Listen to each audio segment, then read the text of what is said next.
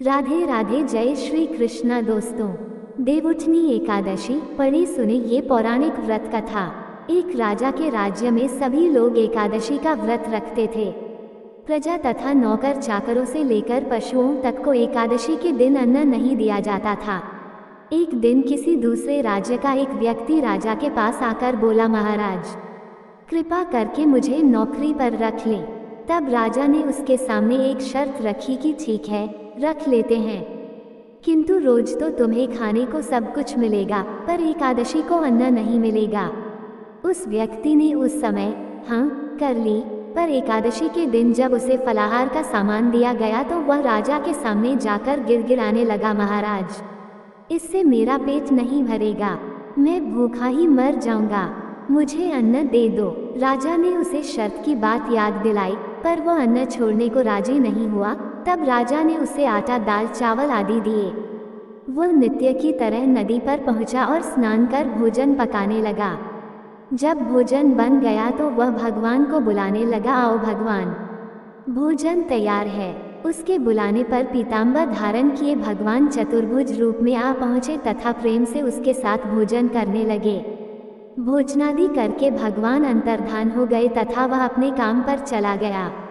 15 दिन बाद अगली एकादशी को वह राजा से कहने लगा कि महाराज मुझे दुगुना सामान दीजिए। उस दिन तो मैं भूखा ही रह गया। राजा ने कारण पूछा तो उसने बताया कि हमारे साथ भगवान भी खाते हैं, इसलिए हम दोनों के लिए ये सामान पूरा नहीं होता।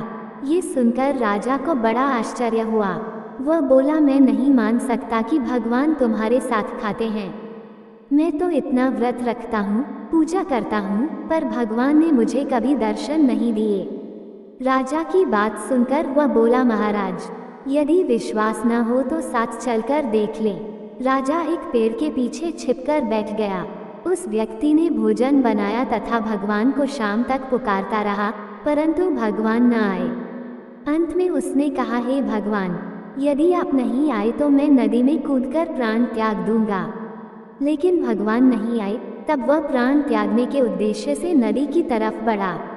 प्राण त्यागने का उसका दृढ़ इरादा जान शीघ्र ही भगवान ने प्रकट होकर उसे रोक लिया और साथ बैठकर भोजन करने लगे।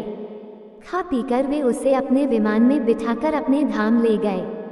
ये देख राजा ने सोचा कि व्रत उपवास से तब तक कोई फायदा नहीं होता जब तक मन शुद्ध न हो।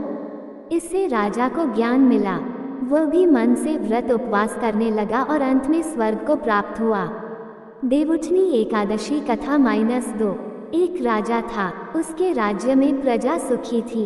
एकादशी को कोई भी अन्न नहीं बेचता था, सभी फलाहार करते थे। एक बार भगवान ने राजा की परीक्षा लेनी चाहिए।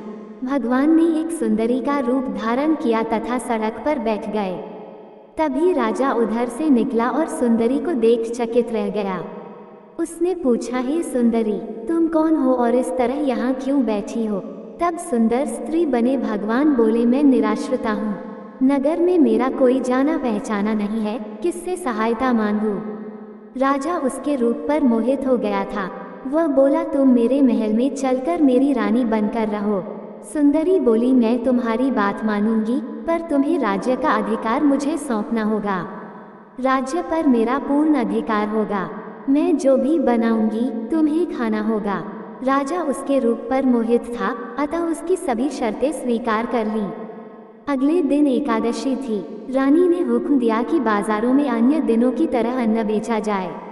उसने घर में मांस, मछली आदि पकवाए तथा परोसकर राजा से खाने के लिए कहा। ये देखकर राजा बोला, रानी आज एकादशी है, मैं तो केवल फलाहार ही करूँगा। तब रानी ने शर्त की याद दिलाई और बोली, या तो खाना खाओ, नहीं तो मैं बड़े राजकुमार का सिर काट दूंगी। राजा ने अपनी स्थिति बड़ी रानी से कही तो बड़ी रानी बोली, महाराज धर्म न छोड़ें, बड़े राजकुमार का सिर दे दें, पुत्र तो फिर मिल जाएगा, पर धर्म नहीं मिलेगा। इसी दौरान बड़ा राजकुमार खेल कर आ गया। माँ की आंखों में आंसू देखकर वह रोने का कारण पूछने लगा तो माँ ने उसे सारी वस्तुस्थिति बता दी। तब वह बोला, मैं सिर देने के लिए तैयार हूँ, पिताजी के धर्म की रक्षा होगी, जरूर होगी। राजा दुखी मन से राजकुमार का सिर देने को तैयार हुआ तो रानी के रूप से भगवान विष्णु ने प्रकट होकर असली बात बताई। राजन, तुम इस कठिन परीक्षा में पास हुए। भगवान ने प्रसन्न मन से राजा से वर मांगने को कहा तो राजा बोला, आपका दिया सब कुछ है, हमारा उद्धार करें। उसी समय वहां एक विमान उतरा।